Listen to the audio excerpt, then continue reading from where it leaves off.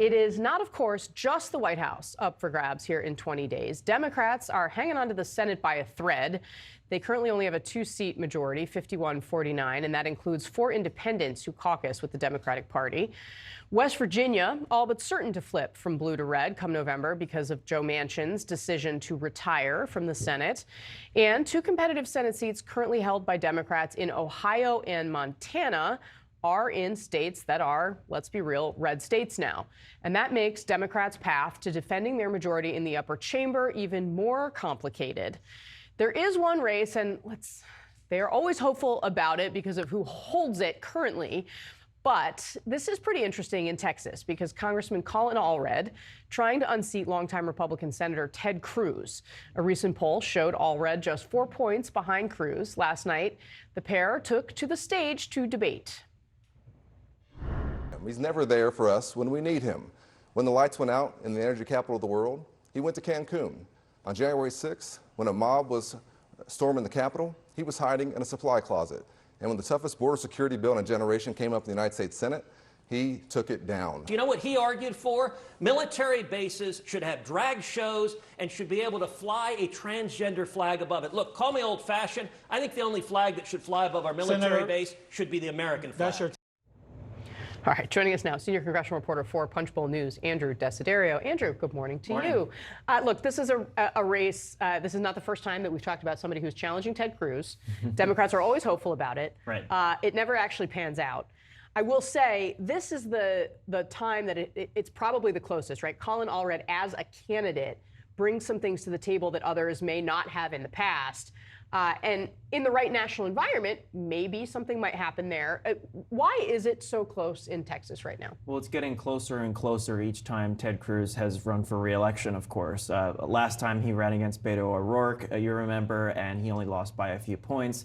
That was, of course, a midterm year. In midterm years, we see a much lower voter turnout. Usually, we're now in a presidential year. Voter turnout is going to be higher. I think that benefits Ted Cruz here. But again, Colin Allred is a strong candidate. He is someone that Senate Democrats are very high on, and that is why the DSCC, the Senate Democratic campaign arm, is pumping tons of money right now into Texas to try to go on offense here.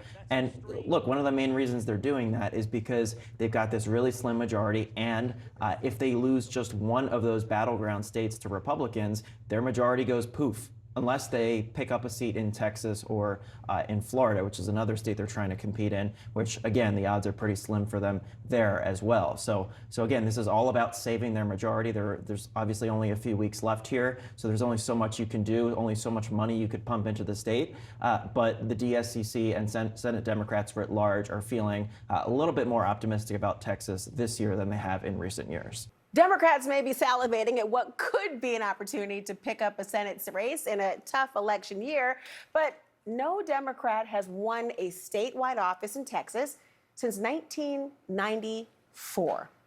Let that sink in. My next guest knows how difficult it is to change that very statistic. Former Texas Congressman Beto O'Rourke, who ran against Ted Cruz in 2018 and also ran for president in 2020. Beto, good to see you. You watched the debate, and you have debated against Cruz in the past. What did you make of Allred's performance and also Cruz's? Colin Allred was just fantastic. My favorite moment of the entire debate was when Colin was talking about what happened on January 6, 2021. And he begins by saying, hey, Ted, you can't be for the mob that rioted and was part of this insurrection and for the police officers who they attacked. And then Ted Cruz, as he often does, starts to smirk and smile and laugh about one of the gravest threats that this country, our democracy, has ever faced. And Colin gets in his face and he says, and this isn't funny. And the look on Cruz's face in response, there was real fear. Someone had finally put this guy in his place. And I felt like the rest of the debate just followed suit, whether it was the border, reproductive health care, and abortion, what Ted Cruz did when our state faced one of its gravest challenges, when the lights went out, power stopped running, 700 Texans died, and he went to the Ritz-Carlton in Cancun, Texas. Colin Allred was just dominant. I loved it. Let's play for the audience who may have not seen that portion of it, that moment where he talked about January 6th. Listen. You can't be for the mob on January 6th and for the officers. You can't. And it's not funny because you're a threat to democracy. I mean, that moment is pretty startling. And frankly, this hasn't gotten the biggest national attention, this particular race, but the issue of January 6th certainly has. The issue of how it's viewed by candidates, incumbents, and those members of the electorate as well and beyond, taken very, very seriously. And you lost to Ted Cruz in 2018 by just a couple of percentage points. I'm wondering, what has changed between then and now that could make Cruz more vulnerable? Is it the reaction he's had to January 6th or the things that Allred has pointed out, or something else? Two big things have changed. When I ran against Ted Cruz, he was really a blowhard, an empty seat, famous for shutting down the United States government for weeks in an effort to strip people of health care, trying to end Obamacare or the ACA.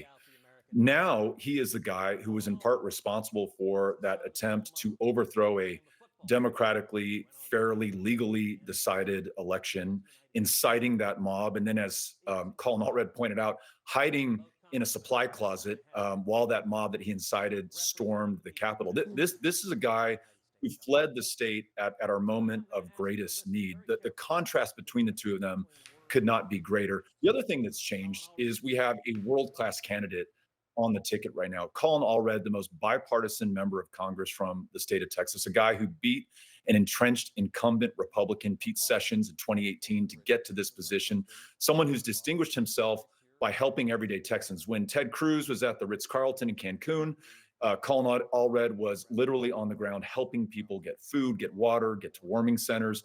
When Ted Cruz was hiding in that supply closet, Colin Allred had taken his jacket off on the House floor and rushed to where the insurrectionists were trying to storm this bastion of our democracy. So when voters in our state see the contrast between these two, I think the choice is very clear. And they're going to have a better opportunity to do that now that Colin Allred is raising so much money. He's outraising the incumbent senator. I think the last reporting period, 30 million to 22 million.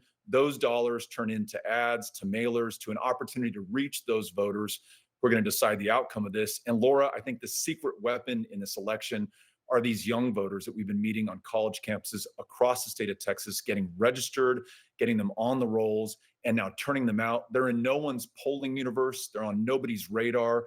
And if they come out, as I think they will, they could be the margin of victory for Colin Allred and produce the first Democratic Senate victory in the state since 1988, and give Democrats the best chance of at least getting to a 50-50 split in the Senate. The only place we can go on offense is in Texas, and it's with Colin Allred. The younger voters in particular, very impactful, and strategists certainly should know that. But on the money part, you're right. Allred has raised more money than Cruz. And in fact, Cruz has talked about the need for more funding, at least on Fox News, as soon as yesterday. Chuck Schumer's been explicit. I'm his #1 target in the country. Chuck Schumer and George Soros are flooding over $100 million into the state of Texas. I'm getting pounded every day. We had a poll just come out yesterday, showed it as a 1-point race, and we're getting viciously outspent. And so I'm so appreciative of your viewers going to tedcruz.org, tedcruz.org, and contributing $25, $50, $100, maybe somebody giving $500 or $1,000, but go to tedcruz.org, because when you've got $100 million, wild-eyed liberals that want to buy Texas, $100 million on the other side is dangerous. So please come to tedcruz.org, tedcruz.org. I need your help and support at tedcruz.org. I think he wants you to go to tedcruz.org. I mean, he mentioned his website 6 times in that one interview. What do you make of these pleas? Does that tell you he's nervous, or the impact of money in politics? This guy is absolutely flailing. And by his own admission, he's within a point of Colin Allred. I mean, this is the closest Senate race in the country as far as I know. And again, the best pickup opportunity for Democrats. It's really all the people who've been going to colinallred.com and donating $25, $50 at a time that have allowed Colin to have a real shot at winning. And it's not just for Texas, as you know. I mean, this impacts the entire country. It's the balance of power in the Senate. It's the future of abortion and access to reproductive health care. It's the fact that our state leads the nation in school shootings right now, 2 years after Uvalde. Nothing has changed in Texas. We have a chance to elect a common sense senator from the state of Texas in Colin Allred, who will represent and fight for every single one of us. I'm feeling so optimistic and so hopeful, especially after tonight's debate. 22 days to go, and I know that we can get it done. And just so proud of Colin for what he did tonight, and so looking forward to permanently retiring Ted Cruz back to that Ritz-Carlton in Cancun. It's very clear he will never live that trip down. Congressman Beto O'Rourke, thank you so much for joining us.